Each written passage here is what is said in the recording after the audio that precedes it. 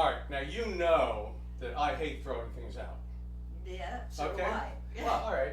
So I had some stale soft pretzels. Soft pretzels have gone stale, and so I had to do something with it.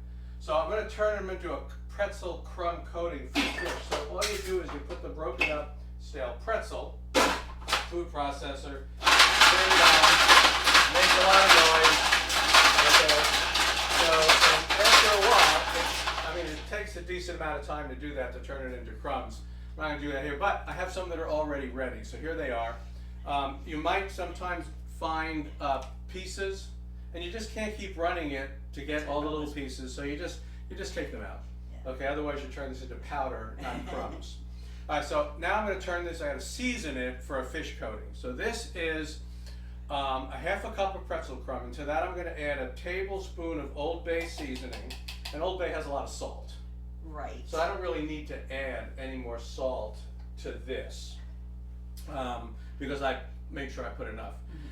Then I've also got a fresh cilantro. This is like a tablespoon of really finely chopped fresh cilantro and fresh parsley. So that's what I've got to put in here, and I'm just going to mix that up.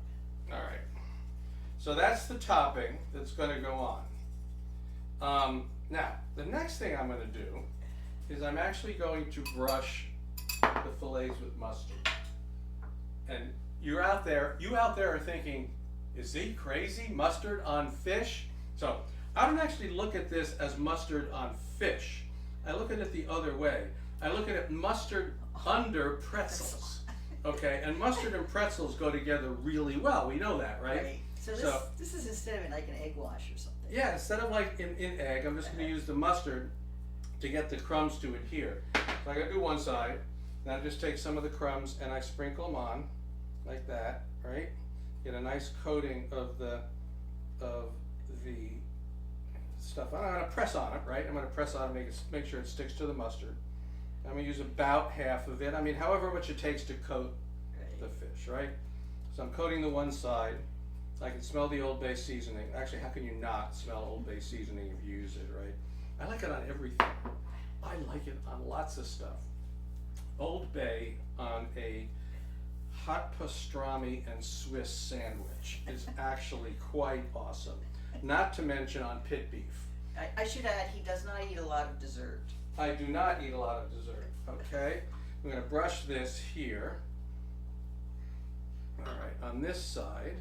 Meanwhile, we do wanna get this going. What I have in here, okay, it's a 50-50 mix of butter and olive oil, and it's just enough to cover the bottom of the pan, so that I can put the fish in it. And I can't get the thing to unlock. That's great. All right, folks, we'll have to be patient. Meanwhile, back at the ranch, can you help? Can you put some of the coating on here while I try to get this thing fired up? I might have a finger that's drier or. Okay, why don't you do that? You're in charge. You're in charge of starting the. These are the adventures of cooking videos. Okay. It doesn't want to unlock.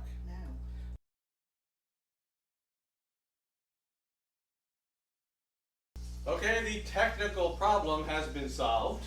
Yes. And now we're ready to start cooking these. Hey, this stuff happens. Julia Child used to do. When you're doing live, what can you say? All right, so I'm going to take the two fillets. You see I have two pans going. The reason I have two pans going is because I don't have a pan big enough to take both of them. And so you just got to do it this way. You notice one of them is nonstick, right? And one of them is regular stainless. It doesn't matter. When you put this much, when you put the butter and the oil in like that, this is perfectly fine. It's not going to stick to that. I'm putting a little bit extra on here. So this is going to take about 3 minutes aside. So we're going to take another break, not to turn any equipment on, and then we'll be back and we'll take them out and give them a try. All right, so we're back. They're cooked. I've already got one sitting on Donna's plate over there. I'm going to put one on this plate over here, and that looks pretty gorgeous. Now we got to finish it, okay? So how do we finish them? we're going to put some, I've got what here, this is like 2 tablespoons of toasted slivered almonds, and basically toasted in a dry pan until you just get a little bit of browning on them, okay? And then also going to add some crispy fried capers. This is about 1.5 tablespoons of crispy fried capers, which are fried in oil. I've done this in another episode, but basically it's pretty simple. You just get some hot olive oil, and what you do then is you kind of put them in there and you cook them until they stop sizzling, right? Because that means you got the water cooked out of them, and they're going to be crispy. And the final touch is we're going to chiffonade a little parsley on top, just like that. So here's just a little bit to dress that. Beautiful, beautiful. Okay, and why don't you give that a taste and tell me what you think?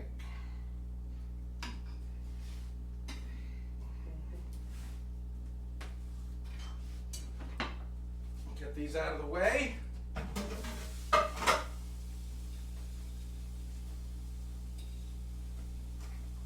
Still a little bit yours. What do you got? What do you got? What I got is really hot. But there's a lovely, wow, it's a great coating. It's a nice crust, so it's a real texture. And then there's that pop from those fried capers. I love fried capers. And they, which just goes perfectly on fish. Capers, almonds, flatfish, flounder sole, etc. It's a classic pairing. And the mustard is not, it's not in your face, right? No, you You really don't always say wouldn't. that, oh, it's got mustard on it. No, if you didn't watch him put it on there, you would not know there's mustard. It comes across as maybe a little bit of acid. Right, and then you've Yeah. got the Old Bay and the Right. seasoning and the herbs and everything. Now the last touch of this is actually going to serve it with a lemon wedge on the side. But that's pretty much it, folks. That's my what do you want to call it? You want to call it pretzel-crusted flounder. Thanks very much. We'll see you next time.